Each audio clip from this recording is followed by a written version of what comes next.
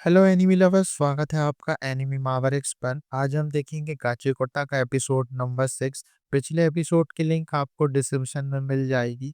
तो चलिए बिना किसी देरी के शुरू करते हैं इसकी कहानी। अब तक हमने देखा कि रूडो और बाकी सब एक बेसमेंट पर फंस जाते हैं। जंका दो रेडर से लड़ने लगता है और बाकी सब बाहर निकलने का रास्ता ढूंढते हैं।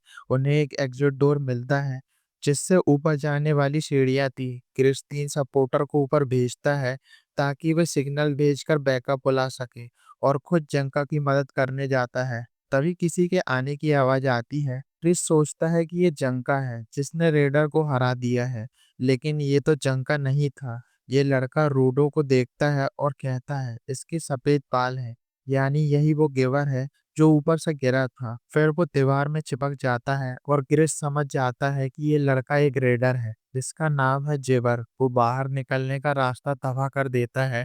ग्रेस कहता है रूडो क्लीनर्स का हिस्सा है, उस तक पहुंचने से पहले तुम्हें हमसे लड़ना होगा। जेवर जवाब देता है मैं पहले ही लेट हो चुका हूँ, रास्ता भटक गया था। ग्रेस पूछता है जंका के साथ क्या किया, लेकिन जेवर उसे नजरअंदाज करता है और रूडो से कहता है कोई है जो तुमसे मिलना चाहता है, तुम्हें मेरे साथ चलना होगा। वो मास्क भी उतार देता है क्योंकि वहां कोई ट्रेस मॉन्स्टर नहीं था। रूडो भी पूछता है जंका का क्या किया। जेवर कहता है मैं स्ट्रॉन्ग दुश्मनों को नहीं मारता, बस जहर देता हूँ, अभी तक वो जिंदा होगा। इसके बाद जेवर अपनी पावर एक्टिवेट करता है और उसके हाथों में लोहे के पंजे आ जाते हैं। वो कहता है अगर चुपचाप मेरे साथ चलोगे तो ज्यादा तकलीफ नहीं होगी। तभी ग्रेस और पोलो उस पर हमला कर देते हैं, लेकिन जेवर दोनों को लात मारकर गिरा देता है। वो फॉलो की तरफ देखकर कहता है तुम काबिल हो, लेकिन ग्रेस से कहता है तुम नहीं। ग्रेस खड़ा होकर बोलता है चाहे कुछ भी हो जाए मैं अपनी टीम को बचाऊंगा। जेवर हंसकर कहता है सुना था क्लीनर्स में सपोर्टर नाम के कमजोर लोग भी होते हैं, एक फालतू किसी को क्या बचाएगा।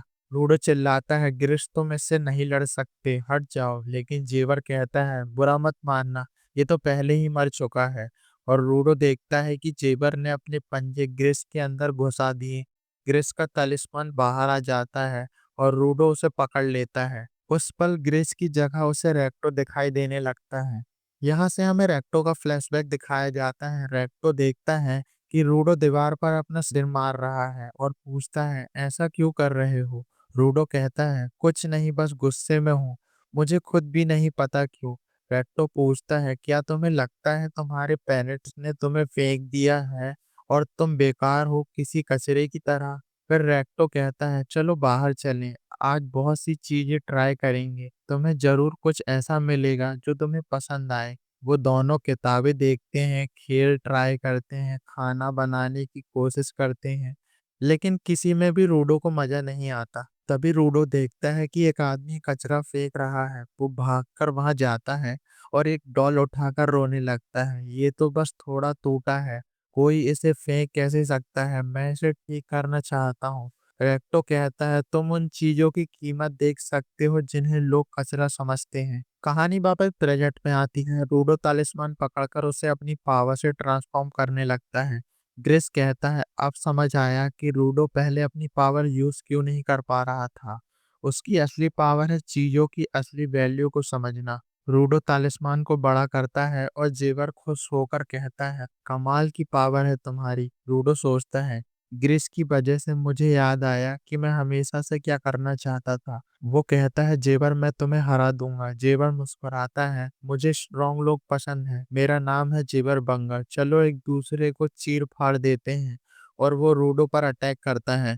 उधर ग्रेस का खून बह रहा था और पोलो चित्तित था। ग्रेस रूडो से कहता है पहले तुम गुस्से की वजह से अपनी पावर यूज नहीं कर पा रहे थे, लेकिन अब तुम्हारा दिमाग शांत है। जेवर पूछता है तुम अटैक क्यों नहीं कर रहे, बस खड़े क्यों हो। रूडो कहता है दम है तो मुझे मार के दिखाओ। जेवर बार बार हमला करता है लेकिन हर बार रूडो बच जाता है। रूडो बताता है कि ग्रेस इस तालिस्मान से प्रे करता था कि सबकी रक्षा हो, इसीलिए ये मुझे चोट लगने ही नहीं दे रहा। जेवर कहता है अगर मेरे अटैक नहीं लगते तो तुम भी मुझे मार नहीं सकते। रूडो जवाब देता है मैं बच नहीं रहा, बल्कि तुम खुद हट जाते हो। जेवर फिर अटैक करता है लेकिन तालिस्मान उसे स्लो कर देता है। रूडो कहता है तालिस्मान से अटैक नहीं कर सकता, लेकिन मुक्के तो मार सकता हूँ। और वो जेवर को मुक्का मारकर दूर गिरा देता है। जेवर फिर भी हंसता है और बार बार हमला करता है। तलिस्मान हर बार उसे रोक देता है और रूडो लगातार मारता है, लेकिन इतनी बार खाने के बाद भी जेवर मुस्कुराता रहता है। फिर वो कहता है, मैंने नोटिस किया है ये तलिस्मान सिर्फ तभी रिएक्ट करता है जब अटैकर के मन में खतरे की भावना हो।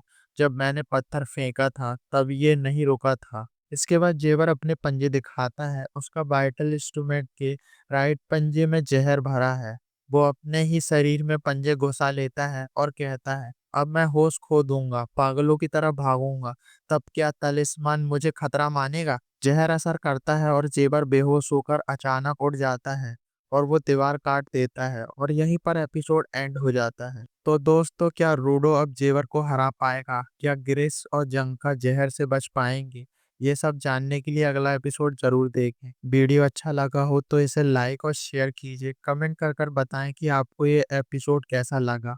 और अगर आप हमारे एनिमी मावरिक्स पर नए हो तो सब्सक्राइब कर बेल आइकन जरूर दबाएं। मैं आपसे मिलता हूँ बहुत जल्द अगले वीडियो में। शुक्रिया।